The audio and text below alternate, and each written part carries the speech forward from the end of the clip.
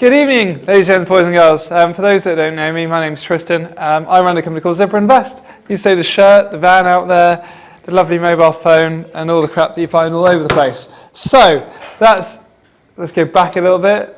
There we go, we skipped a little bit further forward. I kicked off my kind of property investing career technically in about 2012. So I used to be a water ski instructor. And in doing that, I got chatting to quite a few people, and most of the people I got chatting to seemed to have a lot more money than I was probably going to earn doing marketing at university. So done my marketing degree, got the end of it, and I thought, we'll change this and let's do something a little bit different. So I'm trying to, here we go. So I'll run all through that, but the main bit is with Zebra Invest, we started it all really, and we always focus on empty properties. They're usually a problem property, something that someone can't sell, someone can't get rid of, and when you see this property, I don't think James is here this evening. He actually, his company bought the property off me. But I always buy stuff that people don't want, and there's always something that I can solve to add a fair bit of value to it.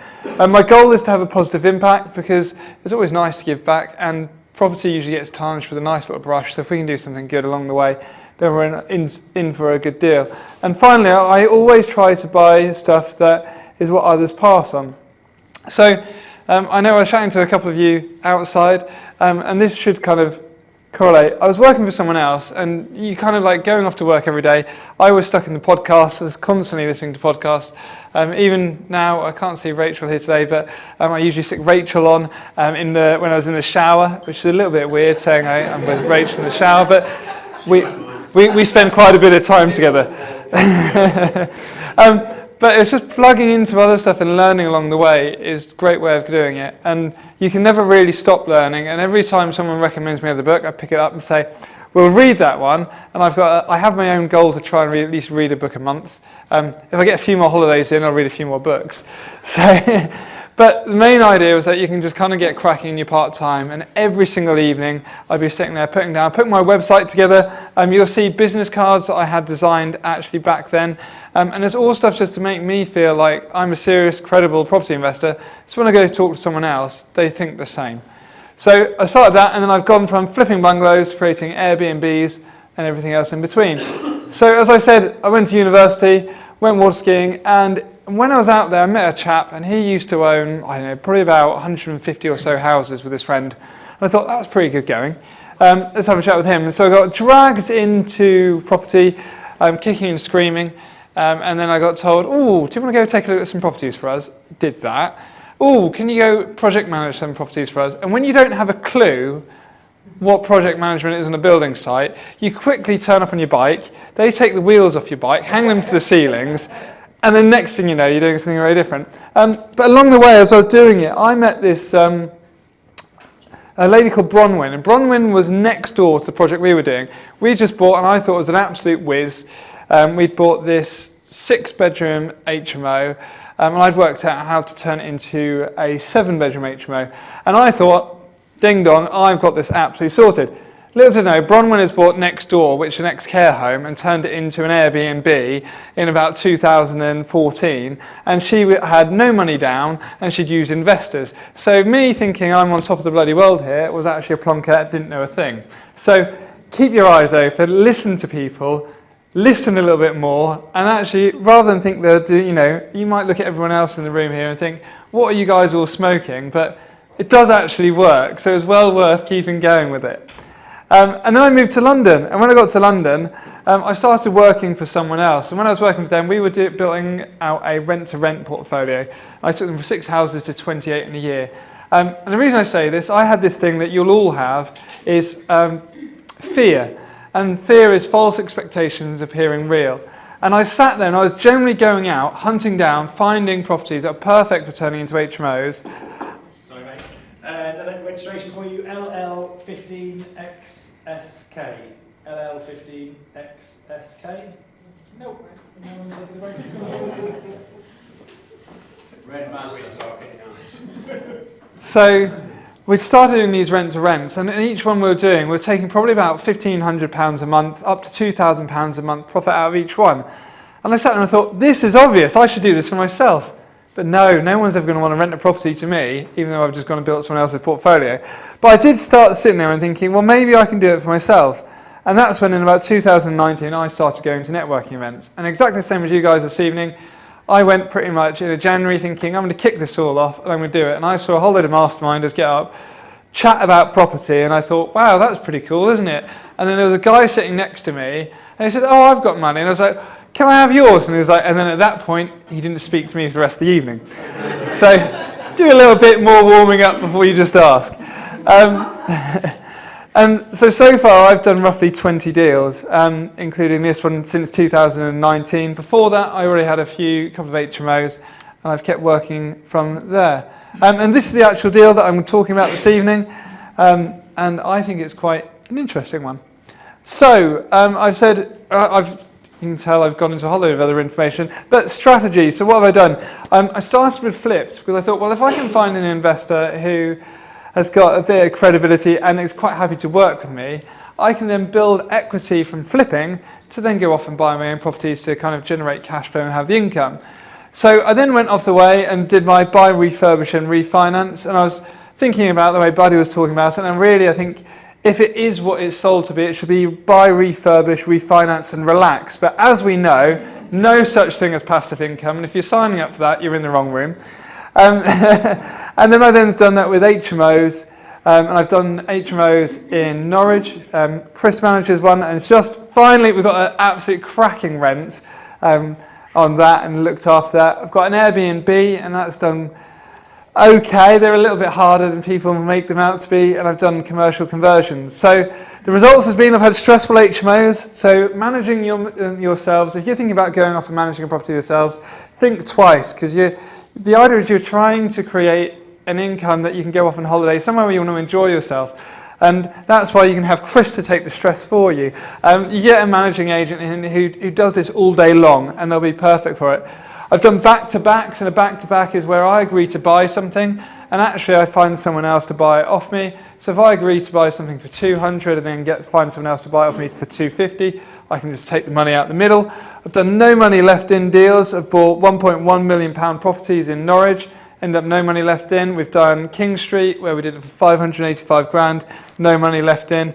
But the amount of stress that you go through to get there, and there are unicorn deals out there, they're a pain in the arse to find. And planning, it's fun and games. There's a lady called Daisy who I've ended up becoming quite good friends with. And we went for planning commission to do a subdivide, and she said, no way in heck you're getting that through.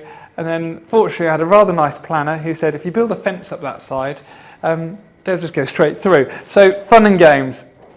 And how do I do it? As I said, I do joint ventures and I've got private lending.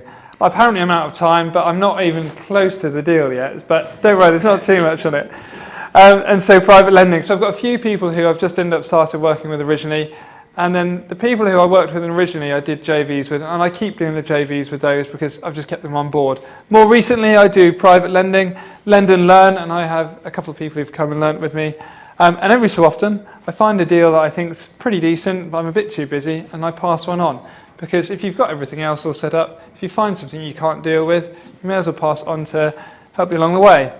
So, a project. This is literally the project I said at the start. So, this was 2 Southwell Road. It was an old pub. It had 5 flats inside it. The landlord was tired. I think he's now actually sold pretty much his whole portfolio off in Norwich. But it had no planning permission. So, they've been using the property as 5 flats, renting them out without planning permission. And this is earlier, someone was saying about lawful development certificates. So the great thing with it was that actually Norwich City Council had rented the property as emergency housing from the landlord without planning permission. So fortunately enough, I got an email straight from the council saying, oh yes, we've used this for the last 10 years. Took that information, sent it back in an email to the council with a lawful development certificate, and we had to draw a floor plan, so we got a land survey done of the internals to draw up how the internal configuration was. That got me planning permission, but I got planning permission between agreeing to buy it and actually buying it. And in doing so, that meant on the day that I bought the property, it was obviously worth quite a lot more than what I paid for it. And I was going to say, wait a minute, I'll go back with one last thing. How did I find this deal? It's really difficult. So if you go onto Rightmove, Zoopla, on the market, you scroll to the bottom, there's a little contact form button. It says send a message to all agents, and I said, I'm looking for freehold flats, but you can send whatever you like. I've done it before, and I've said I'm looking for large one-bed flats. I want to turn to 2 beds, and then suddenly you're in everyone's inbox. And one chap called me up, and he didn't say he had this deal; he had some other deals. And eventually, I got in this one, and I just walked in the door, and he hadn't even put it online, and we managed to negotiate it. Well, I didn't even negotiate; I just said yes. So transformation. And I'd love to say this is all my work, because from before and after it was absolutely fantastic. But all I did was actually, I bought it and I sold it. And right? I did nothing. A guy after me literally bought the property off me and agreed to buy it a week within me buying the property for quite a bit more than I paid for it. And that was just because I'd got the planning permission and the lawful development certificates. So what I'd done, actually, I did do one thing. I went in with a pencil and I wrote on the wall which walls I wanted to knock down. I printed off a copy of the plans which got my architect to put together, and I put those on the wall. So then when I did viewings, then people look and say, oh yeah, this is great property. So there you go, that was a way to add a lot of value. So numbers, and so supposedly I'm supposed to give you some really sexy photos of how I did it all up, but I just thought I'd give you the Zoopla listing. So literally, you can see, bought it for 300, sold it for 125 in the space of 4 months. So I sold it for 125 grand more 4 months later. Say more. I was like, because I can't see it from here, I was like, that's not. But with this, I've given you all my purchase costs. So purchase costs, buying costs include my planning, getting a survey to walk around the place. The refurb was really expensive. It was zero. And so that brought me all in with interest and costs. It came into roughly 326,000. Then I had agent fees, solicitors fees to sell the property. And then I actually worked with private investors to raise the cash that I needed for the deposit. The deposit was £75,000. I paid out, originally I was going to borrow the money for about 12 months because my idea was to buy it, refurbish it and refinance it. But one of my ethos is that I always want to do properties, when I do a project, I always want it to be something I'm going to be proud of at the end. And actually on the day that I bought the property, I walked across the street and there were needles in the road. So if you are thinking of staying anywhere, Southwell Road maybe not be the one. But still, I did all right on the numbers, not going to complain. Anyway, so that's me. That's Zebra Invest. If anyone wants to come have a chat about anything like that, be my guest.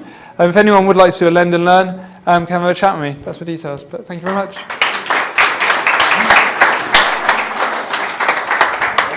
Tristan, thank you very much indeed. Yeah, well worth connecting with Tristan. Thanks, mate. Good stuff. Thank you. Yeah, connect with Tristan. Take him out for coffee and all that good stuff, and then part all the knowledge that he's gathered over the time. So case study number 3.